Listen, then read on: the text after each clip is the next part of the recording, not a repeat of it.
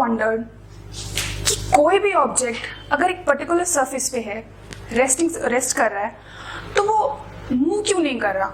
Rest पे क्यों है? उस पर इतने सारे फोर्सेस लग रहे हैं, like gravitational force, frictional force, reactionary force, whatever, पर वो मूव क्यों नहीं कर रहा? और अगर हम किसी ऑब्जेक्ट पे एक फोर्स अप्लाई कर रहे हैं तो वो ऑब्जेक्ट किस तरह से रिएक्ट करता है? Hello, my name is doctor Lakshyashree and to know all these answer, let's begin with the video.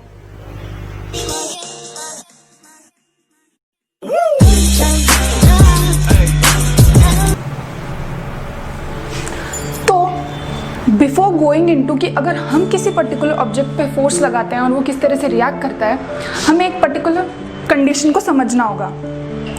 वो कंडीशन ये है, द कंडीशन ऑफ इक्विलिब्रियम, कि कोई भी ऑब्जेक्ट रेस्ट पे क्यों रहती है. The reason behind is net force, that is equilibrium. Now जब मैकेनिक्स में हम इक्विलिब्रियम को समझते हैं, उससे पहले हमें रिजिड बॉडी की डेफिनेशन को समझना होगा. Now what is a rigid body? Rigid body वो बॉडी है जो बेसिकली किसी डिफॉर्मेशन पे नहीं जाती. ये एक आइडियल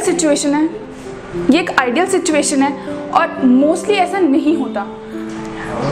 कोई भी बॉडी है जो कि एग्जिस्ट कर रही है, वो किसी ना किसी कंडीशन में डिफॉर्मेशन में जा रही होती है. But to understand the concept, we basically always assume that the body is not going into any deformation, so let's call it a rigid body. So here is the definition for the condition of equilibrium.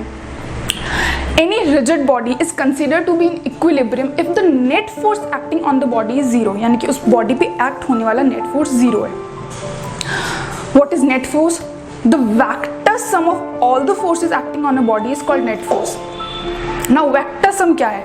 Vector sum magnitude plus direction, यानी कि just consider a body जिसके ऊपर बहुत सारे forces लग रहे हैं. कोई भी बुक टेबल पे है या कोई भी बॉल ग्राउंड पे है, उस पर बहुत सारे फोर्सेस लग रहे हैं कि gravitational force, frictional force, reactionary force. तो फिर भी वो रेस्ट पे इसलिए है क्योंकि सारे के सारे फोर्स का मैग्नीट्यूड प्लस डायरेक्शन जीरो हो जाता है. That is the net force. So this is the condition for equilibrium for any rigid body. Now note that for fluids and for other objects or objects with other mechanical properties, ये conditions अलग होंगी. Here we are talking only about rigid bodies.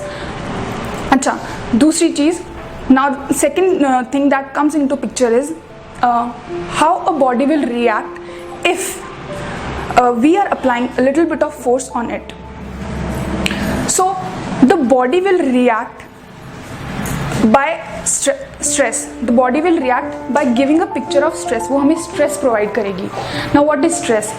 When you apply force on an object, the force the body will experience will be around the cross sectional area.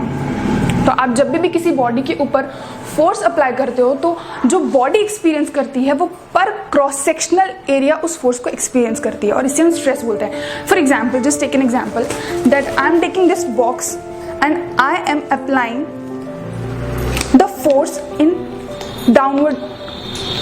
So I am taking this box and I am applying the force in downward direction. So I am applying a particular force in it, but this box, ये box किस तरह से इसे experience करेगा, वो है force पर cross sectional area. उसके क्रॉस सेक्शन से जितना पर क्रॉस सेक्शनली वो फोर्स होगा उसको वो उस तरह से एक्सपीरियंस करने वाला है. Okay, now this was the definition of stress. And what is strain? So strain is the deformation. कोई भी बॉडी के अंदर होने वाला डिफॉर्मेशन, यानी कि उसकी फॉर्म में होने वाले changes is called strain. Stress and strain both are divided into normal and shear. Now what is normal stress and shear stress? For that, take an example. There is a cake. While you are cutting the cake, the force is experienced by the surface is perpendicular. Okay, the surface of the cake, जो cake का surface है उसके ऊपर आप चाकू को सीधा डालते हो. तो जब आप चाकू को सीधा डालते हो तो केक के ऊपर जो स्ट्रेस जो केक का सरफेस एक्सपीरियंस कर रहा है वो परपेंडिकुलर है. तो कोई भी परपेंडिकुलर चीज़ को नॉर्मल कहते हैं in the language of physics. तो that is normal stress and the deformation at the surface is called normal strain. जो भी वो जो केक पर्टिकुलरली वो केक जब चाकू केक को काटते काटते नीचे जाएगा तो तो जो उस केक का अंदर का पोर्शन एक्सपीरियंस करने वाला है वो फोर्स पर्टिकुलरली पैरेलल रहने वाला है. So that particular thing is called shear stress and the deformation is called shear strain. Very simple. Always remember the force experienced by a body is stress and the deformation in the body is called strain. That's it. Body tissues के साथ भी यही चीज़ होती है. जब आप किसी भी बॉडी के टिश्यू पे फोर्स अप्लाई करते हो तो जो बॉडी टिश्यू एक्सपीरियंस करता है that is stress and the deformation coming is in picture is called strain. So this was all about stress and strain. Thank you.